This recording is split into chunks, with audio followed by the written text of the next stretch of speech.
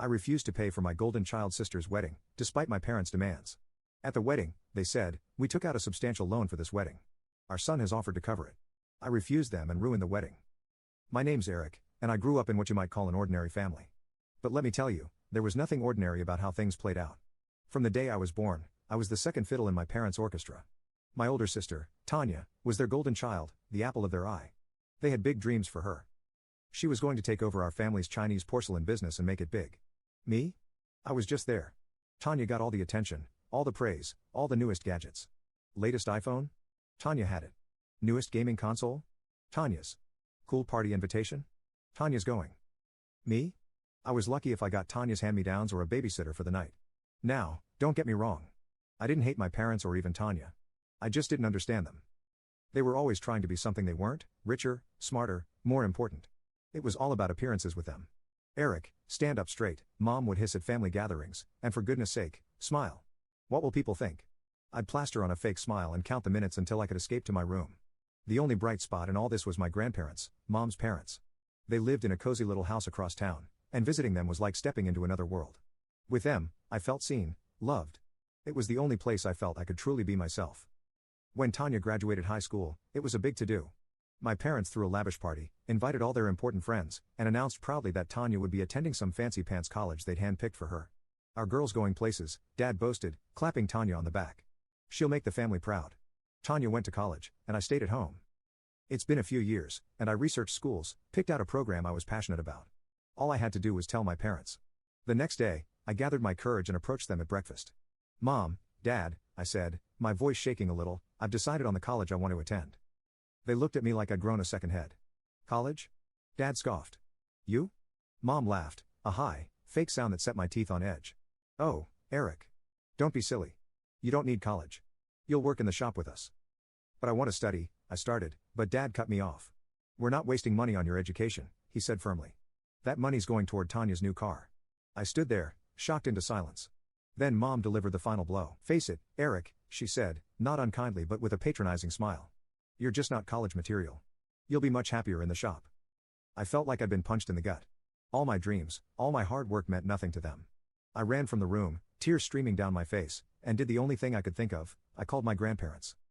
They said I'm not college material. I sobbed into the phone.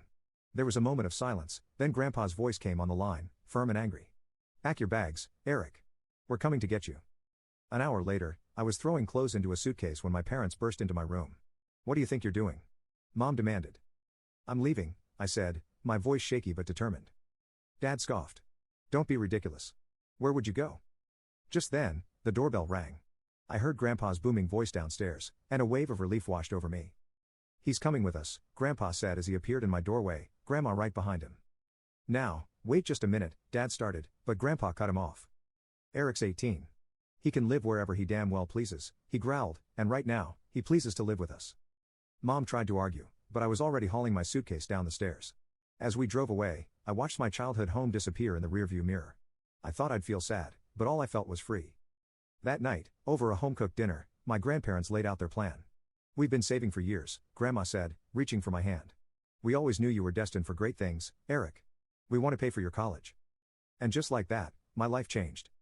I enrolled in the college of my dreams, ready to tackle whatever came my way.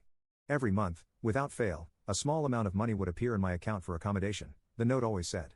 I threw myself into my studies with a passion I never knew I had. Late nights in the library, heated debates in class, projects that challenged me in ways I'd never been challenged before. I loved every minute of it. One day, after presenting a particularly difficult project, my professor pulled me aside. Eric, I'm impressed, she said, a rare smile on her usually stern face. How would you like to intern at Stellar Corp this summer? My jaw dropped. Stellar Corp was the most prestigious company in the city. Everyone wanted to work there. Are you serious? I stammered. She nodded. I'm recommending you personally. Don't let me down. I practically floated out of the classroom. Me, Eric, the guy who was not college material, landing an internship at Stellar Corporation for the first time in my life, I felt like I was exactly where I was meant to be. The future was wide open, and I was ready to grab it with both hands.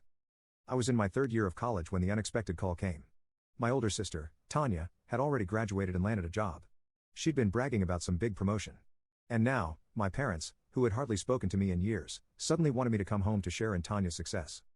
I spent the next few days debating whether to go. Part of me wanted to stay away, to protect the life I'd built for myself, but another part. Well, maybe things had changed. Maybe they finally saw me differently. In the end, I decided to go. What's the worst that could happen, right? I arrived at my old house on Friday evening, feeling like a stranger as I walked up the familiar driveway. Mom answered the door, all smiles and air kisses. I just finished unpacking when I heard the front door open, and Tanya's voice drifted up the stairs. Mom, Dad, we're here. Curious, I headed downstairs. Tanya was standing in the living room, her arm around a handsome blonde guy I'd never seen before. Everyone, I'd like you to meet Sam, Tanya announced, beaming. My fiancé. Mom let out a squeal that could have shattered glass, while Dad pumped Tanya's hand enthusiastically. I stood on the sidelines, feeling like an outsider at a party I hadn't been invited to. It's nice to meet you, I said to Sam, who smiled warmly at me. You must be Eric.